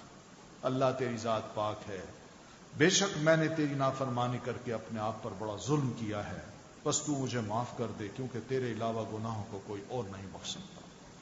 یہ گھر سے نکلتے ہوئے گناہوں کی یاد انسان شروع کر دیتا ہے. پھر اسی طرح آگے دعائیں، اللہم انا نسألک فی سفرنا ھذا البر والتقوى ومن العمل ما ترضى واللہم ہون علینا سفرنا ھذا واطوی عنا بعده اللہم انت الصاحب فی السفر والخلیفة فی الاہل اللہم انی اعوذ بک من وعثاء السفر وکآبۃ المنظر وسوء المنقلب فی المال والاہل. بہت اچھی دعا ہے. اے اللہ بے شک ہم آپ سے سوال کرتے ہیں اس سفر میں بھلائی، تقوی اور ایسے عمل کا جس سے آپ راضی ہو جائیں. اے اللہ ہمارے لیے ہمارے سفر کو آسان بنا دے اور اس کے فاصلوں کو کم کر دے. اے اللہ اس سفر میں آپ ہی ہمارے ساتھی ہیں اور ہمارے گھر والوں کے محافظ ہیں. اے اللہ بے شک میں اس سفر کی تکلیف، پریشان کن مناظر اور اپنے مال اور اہل خانہ کی طرف برائی کے ساتھ لوٹنے سے آپ کی پناہ چاہتا ہوں. بہت خوبصورت دعا ہے. تو دوران سفر آپ کو پہاڑی پہ بھی چڑھنا ہوگا، نیچے بھی اترنا ہوگا. تو ایسی صورت میں جہاز یا پہاڑ پہ جب آپ بلند جا رہے ہوں تو اللہ اکبر کہیں، یعنی ہم جتنا بھی اوپر چڑھ جائیں ہم پھر بھی نیچے ہیں، اللہ اس سے بھی بڑا ہے. اور جب نیچے اترے بلندی سے تو کہیں سبحان اللہ، واقعی اللہ پاک ہے. لوگ اللہ کو بڑا نیچے اتار دیتے ہیں، چھوٹا بنا دیتے ہیں. تو اس کو چھوٹا بنانا گویا کہ اس کی پاکیزگی کو ختم کرنا ہے. تو اس لیے ہم یہ کہتے ہیں سبحان اللہ، اللہ تو ایسے عیوب سے پاک ہے. پھر کسی جگہ ٹھہرے تو یہ دعا مانگے، ربی انزلنی منزلا مبارکا وانت خیر المنزلین ربی ادخلنی مدخل صدق واخرجنی مخرج صدق واجعل لی من لدنک سلطانا نصیرا. یہ نبی علیہ الصلوۃ والتسلیم نے مکہ میں داخل ہوتے ہی یہ دعا مانگی تھی. اعوذ بکلمات اللہ التامات من شر ما خلق. یہ بھی مسئلہ، یہ بھی دعا ہے. اس لیے کہ مخلوق ہے ہمارے ارد گرد، کوئی شریر بھی ہو سکتا ہے. کوئی خدا نخواستہ میں رات کو کہیں جا کے رہوں تو وہاں کچھ اور درندے یا کوئی کیڑا ایسا نکل سکتا ہے جس کا شر مجھے پہنچے. تو یہ دعا مانگ کے انسان پھر اس منزل پہ داخل ہو. حج کے دوران اگر کوئی مسلمان بزنس کرنا چاہتا ہے، چھوٹا چھوٹا بزنس، تو وہ کر سکتا ہے، اس کی بھی اجازت ہے. قرآن مجید میں اللہ فرماتے ہیں لیس علیکم جناح ان تبتغوا فضلا من ربکم. تم اگر گھر سے نکلو، نیت تمہاری حج کرنے کی ہو اور راستے میں تم چھوٹا بہت فضل تجارت کرتے جاؤ تو تم پر کوئی گناہ نہیں ہے، وہ کر سکتے ہو. تو یہ کیا جا سکتا ہے. تو فضل اللہ کا اگر ہم تلاش کریں تو وہ 2 صورتیں ہیں. ایک تو یہ ہے کہ ہم دنیا کی دعا بھی مانگیں کہ اللہ میرے کاروبار میں برکت دے، اور دوسرا یہ ہے کہ تجارت کمائی کے لیے بھی انسان راستے میں کر سکتا ہے، اس کی بھی اجازت ہے. پھر یہ بھی فرمایا ہے کہ راستے میں استغفار بھی کرتا جائے. کیوں؟ اس لیے کہ استغفار جو ہے انسان کو اپنے بارے میں سوچنے کا موقع دیتا ہے کہ میں بڑا گناہ گار ہوں، میں نے بڑی غلطیاں کی ہیں. تو اللہ جانتا ہے میرے گناہوں کو، تو اللہ میرے گناہوں کو معاف کر دے. انسان یہ دعائیں کرتا ہے. پھر اس کے بعد یہ ہے کہ یہ بھی بندہ سوچتا ہے کہ استغفار کا حکم میرے لیے ہے، کسی اور کے لیے نہیں ہے. میں ہی گناہ مانگوں، میں کوئی بخشا ہوا تھوڑی ہوں، معصوم تھوڑی ہوں. تو اس لیے راستے میں استغفار بھی کرتا ہے. اب حاجی جو ہے نا احرام باندھ چکا، تو احرام کی نیت مثال کے طور پر اس کی یہ ہے کہ میں نے حج تمتع کرنا ہے، تو اب اس میں عمرے کی نیت بھی اس نے کرنی ہے اور حج کی بھی کرنی ہے. تو عمرے کا جو عمل ہے یہ مسنون عبادت ہے، آخرت میں اس کا بڑا اجر و ثواب اللہ تعالی نے بتایا کہ میں دوں گا.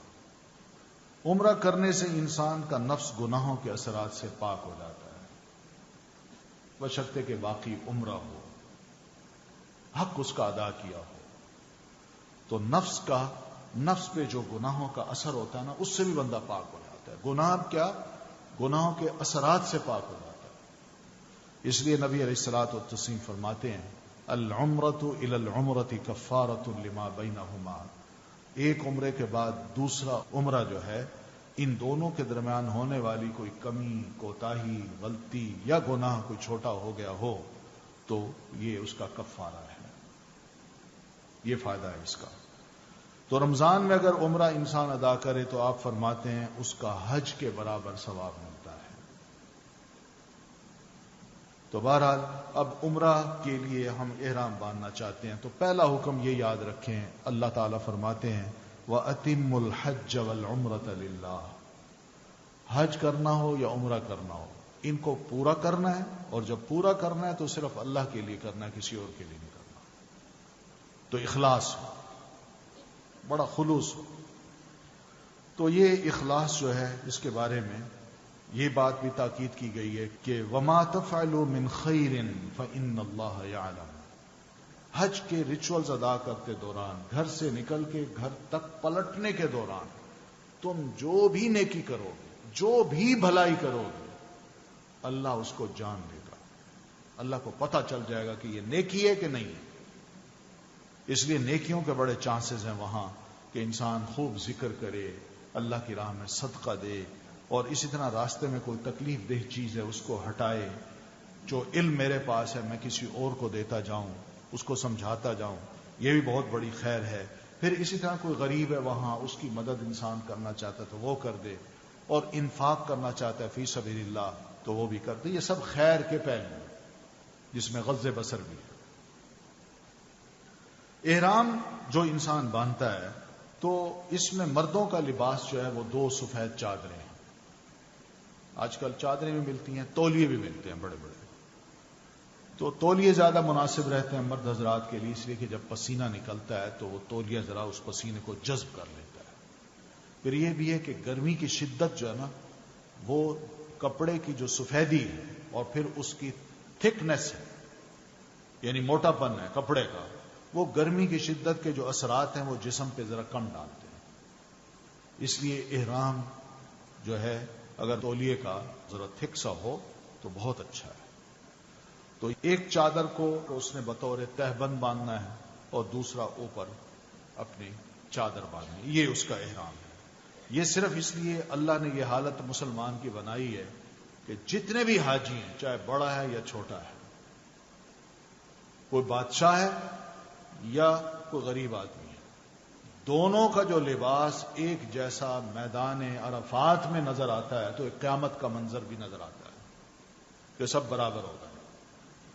سب نے وہی کفن پہنا ہوا ہے جب مرتے دوران ان کو پہنایا گیا تھا. سب برابر ہو جاتے ہیں، کوئی بھی اس موقع پہ اپنے آپ کو نمایاں نہیں کر سکتا کہ میں وزیر اعظم ہوں یا میں پریزیڈنٹ یا میں ایک بڑا غریب سا انسان. سب کا لباس جب ایک جیسا ہو جاتا ہے تو یہ ایک انتہائی عاجزی کا مقام انسان اختیار کر لیتا ہے، اور ایک برابری کا جو تصور ہے وہ دنیا کو دیا جاتا ہے. اور قیامت کا بھی ایک نقشہ سامنے آ جاتا ہے کہ قیامت کے روز کوئی بڑا نہیں ہوگا، کوئی چھوٹا نہیں ہوگا، سب اپنے عمل کی بنیاد پہ آج بھگتے جائیں گے. پھر دوسری بات یہ ہے کہ انسان نے مرنا بھی ہے، مرتے وقت بھی اس کو یہی 2 کپڑے نصیب ہوں گے اگر ہوئے تو یہی 2 کپڑے ہی ہیں اس کے لیے، کچھ اور نہیں. تو اس لیے یہ سب یادیں ہیں جو بار بار انسان کو یاد دہانی کرائی جاتی ہے. پھر احرام کی حالت میں عورت کے لیے کوئی الگ لباس سنت سے ثابت نہیں ہے، لہذا خواتین کا جو کپڑے پہنے ہوئے ہیں بس وہی احرام ہوگا. بس اس میں شرعی پردے کی ذرا پابندی کرنی ہے اور اپنا جو روزمرہ کا لباس ہے اسی کو احرام بنا کے نیت کر لے خاتون کہ اللہ میں نے اب یہ احرام باندھ لیا ہے، میں نیت یہ کر رہی ہوں میں نے عمرہ کرنا ہے یا حج تمتع کرنا ہے۔ خواتین کے لیے ایک ضروری ہے کہ بعض خواتین یہ چاہتی ہیں کہ میرا چہرہ جو ہے وہ بھی کورڈ ہو۔ حدیث میں یہ آتا ہے کہ امہات المومنین اپنے انسیلے کپڑے کو اپنے سر کے بالوں کے بعد اپنے ماتھے کے اوپر یعنی لٹکایا ہوتا تھا، اور اگر کوئی مرد قریب سے گزرتا تو وہ اپنے کپڑے کو آگے کر لیتی تھی یا چہرہ دوسری کر لیتی تھی۔ تو وہ کپڑا کیا تھا؟ اس کپڑے کے بارے میں آتا ہے وہ انسلا کپڑا تھا۔ انسلا کپڑا یعنی سلا ہوا، اس کے کنارے سلے ہوئے نہیں ہوتے تھے، جس کو حدیث کے لفظ میں یوں کہا گیا کہ لا تنتقب المرأة، عورت جو ہے جب احرام باندھے تو وہ ایسا نقاب مت پہنے جو سلا ہوا ہو، انسلا پہن سکتی ہے۔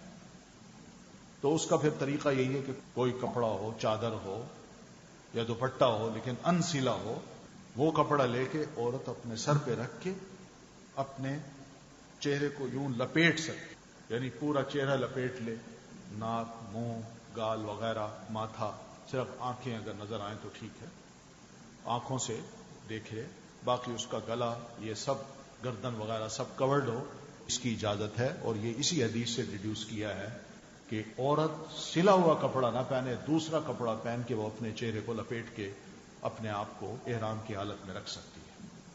پھر احرام کی حالت میں کچھ ممنوع چیزیں ہیں۔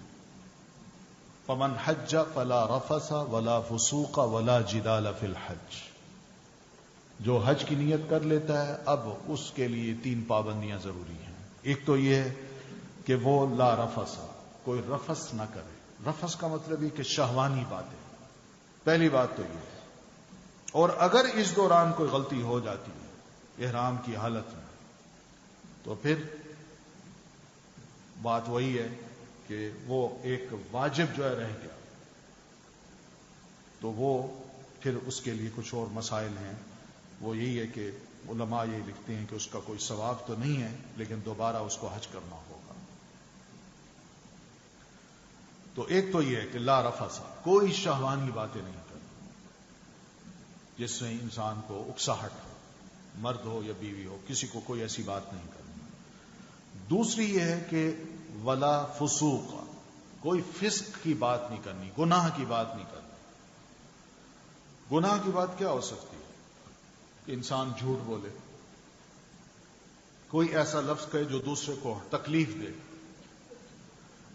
یا غیبت کرنا شروع کر دے، یا کان میں کانا پھوسی شروع کر دے، سرگوشیاں شروع کر دے، یہ سب فسق میں آتے ہیں۔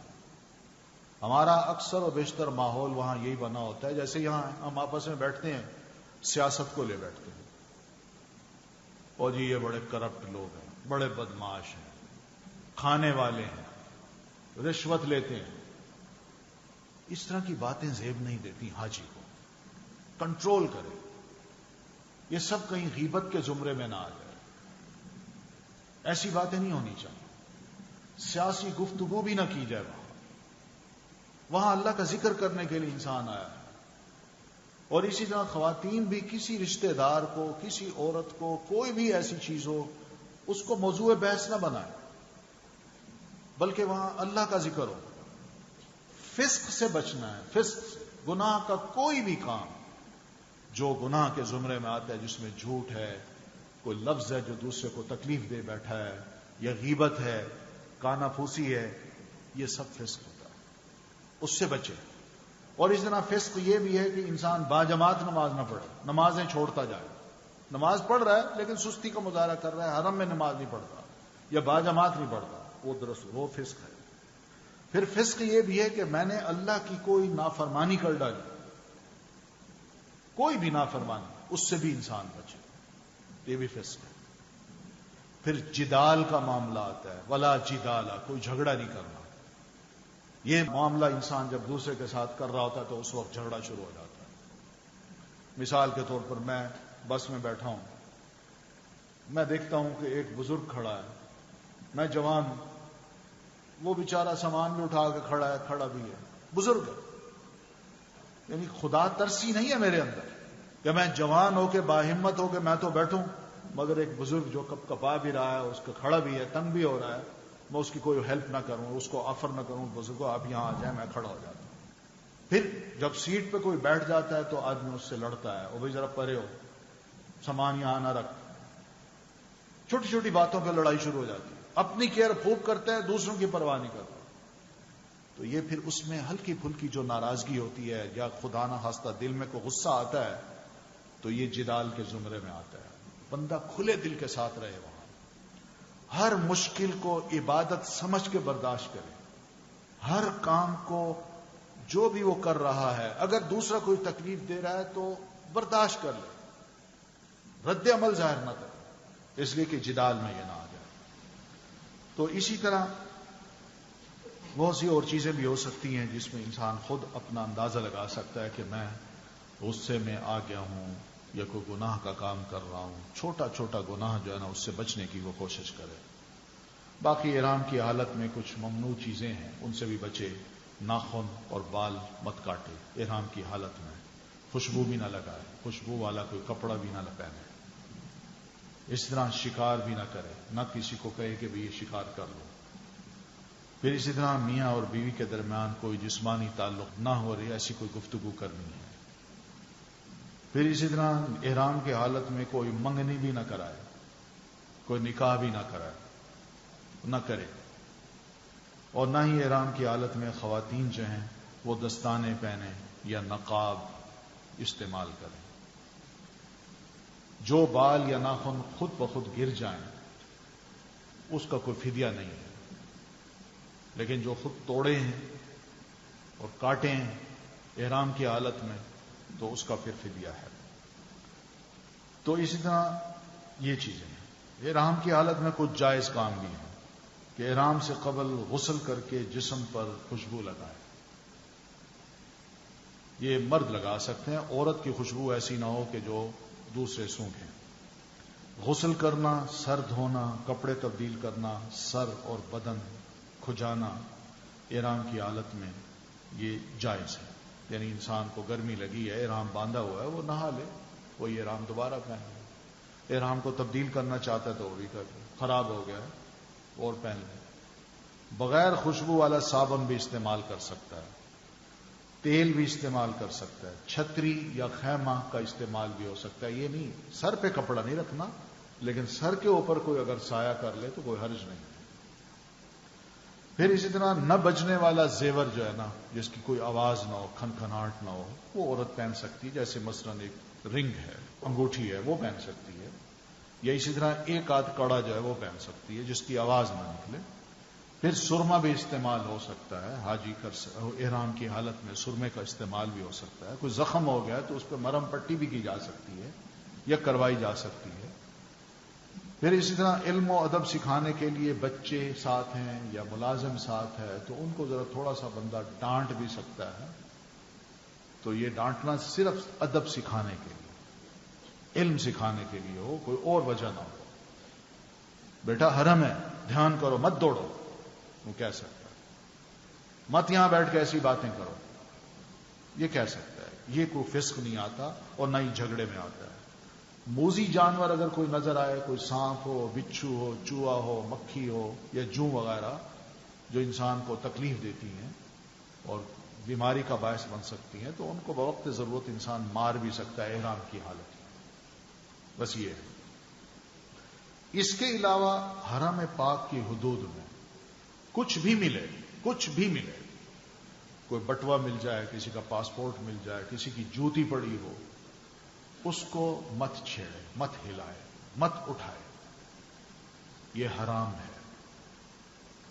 اکثر و بیشتر یوں ہوتا ہے، ہم جاتے ہیں حرم میں داخل ہوتے ہیں تو ہم کہتے ہیں وہیں سے جوتی پہن لیں گے، اور حرم میں گئے، نماز پڑھی، واپس آئے، کسی کی جوتی پہن کے چلے. یہ غلط ہے. اپنی جوتی ہو، ان جوتیوں کو نہیں اٹھانا. یہ ٹھیک ہے وہ صفائی کرتے ہیں، وہ پھینک دیتے ہیں، بچھک پڑی رہے، لیکن ہم نے نہیں اٹھانا. جو ضرورت مند ہے وہ آئے گا، اپنی جوتی تلاش کر لے گا اور لے جائے گا. اگر یہ سلسلہ شروع کر دیں تو اس کے نقصان بڑے ہو سکتے ہیں. اور اگر اس پر پابندی کریں تو اس کے فائدے ہی بڑے.